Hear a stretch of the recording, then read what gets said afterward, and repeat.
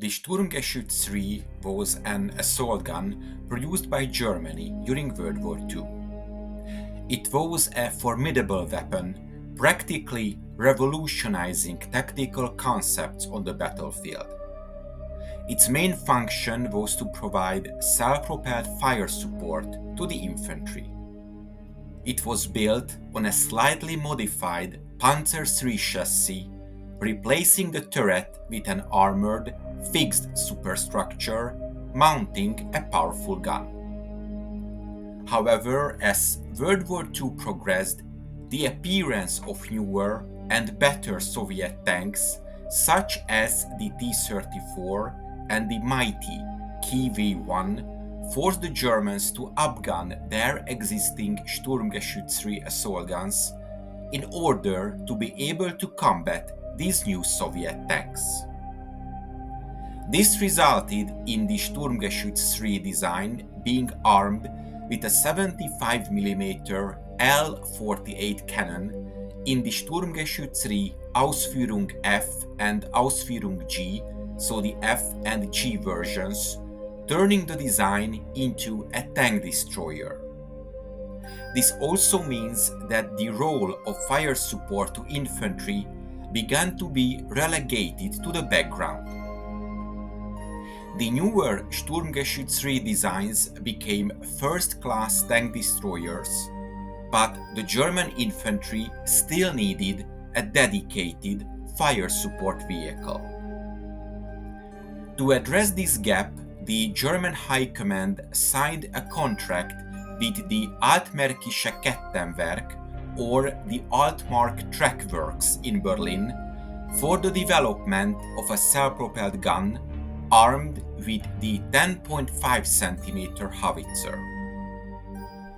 The 10.5cm Leichte Feldhaubitze, or Light Field Howitzer 18, was the standard artillery piece of the German army, adopted for service in 1935 and used by the artillery regiments of the German infantry divisions. It was designed by Rheinmetall in 1930. The barrel was good for 12,000 shots, and the howitzer could fire 28 different shell types. In March of 1942, Alket installed a 10.5cm howitzer on a StuG III Ausführung F chassis on an experimental basis. This new variant was designated the Sturmhaubitze, or the Assault Howitzer 42, and was meant to support the infantry with heavier artillery power than the 75mm cannon could provide. 5 assault howitzers were produced by May of 1942. The Sturmhaubitze 42 mounted a variant of the howitzer, modified to be electrically fired and fitted with a muzzle brake. However, the muzzle brake was often omitted due to the scarcity of resources later in the war. As it often happened with new armored fighting vehicle designs, Minister of Armaments Albert Speer and Hitler saw the new howitzer on the 2nd of October 1942. According to the reports, the German dictator was very impressed with the prototype's unusually low profile and powerful howitzer.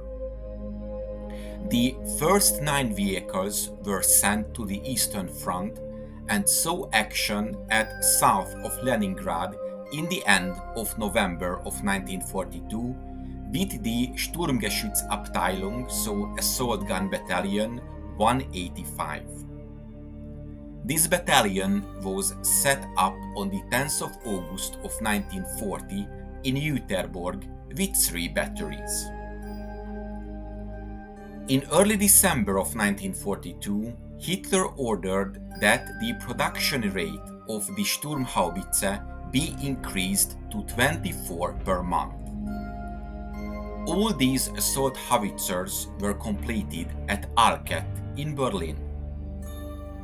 There was no specific Howitzer 42 production line, and these vehicles were built on the same assembly line as the StuG III Ausführung G, which was the model chosen for production.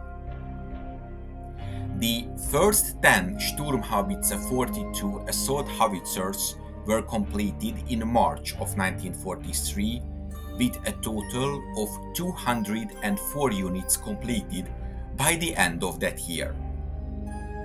The large opening at the front of the vehicle's superstructure was protected by a mantlet onto which the armored cover for the recoil and cylinders was welded.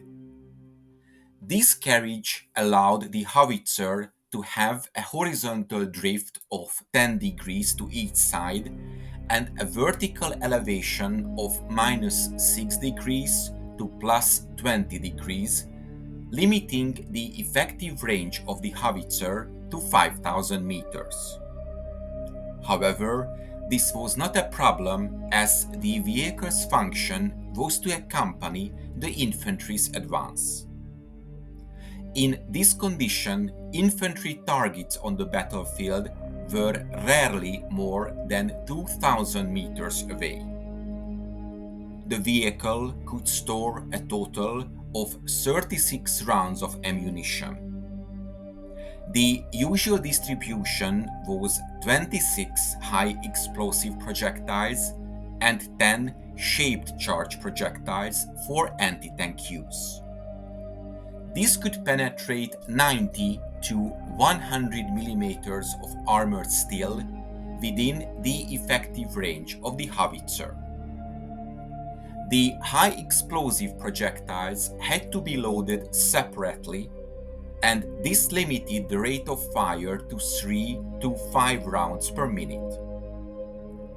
Compared to the StuG III and its 75 mm cannon, the Sturmhaubitze could deliver a much greater quantity of high explosive onto the target. Following satisfactory reports of their successful employment on the Eastern Front, the production rate increased to over 50 in February of 1944 and exceeded 100 per month from August to November of 1944. Altogether, Alcat produced 1,299 assault howitzers from March of 1943 to April of 1945. At the beginning of the war, assault guns were organized into independent battalions. But from the summer of 1944, larger units were organized. The Heeres Sturmartilleriebrigade, or the Army Assault Artillery Brigade. This consisted of brigade headquarters and 3 assault gun Abteilungen or battalions. Each of the assault gun battalions consisted of a headquarters unit and 3 assault gun batteries. Finally, the assault gun batteries consisted of 2 assault gun platoons and 1 assault howitzer platoon, which was usually the second platoon of the battery. So, in the last period of the war, the assault howitzers were officially and organically integrated into the assault gun units. The Sturmhaubitze 42s were highly appreciated by their crews and even more by the German infantry for their ability to demolish enemy strongpoints. They were essential in German tactical doctrine, proving to be irreplaceable weapons. And for this very reason, it was greatly feared by the Red Army. The short-barreled assault guns, as they called them, were top priority targets on the battlefield. The mighty and dangerous assault howitzers fought until the very last day of the conflict. I hope you enjoyed this episode. If you want to support my channel, check out the PayPal donation link in the description or consider becoming a member. To make sure you don't miss my future work, subscribe to my channel please and press the bell notification button. Thank you and see you in the next video.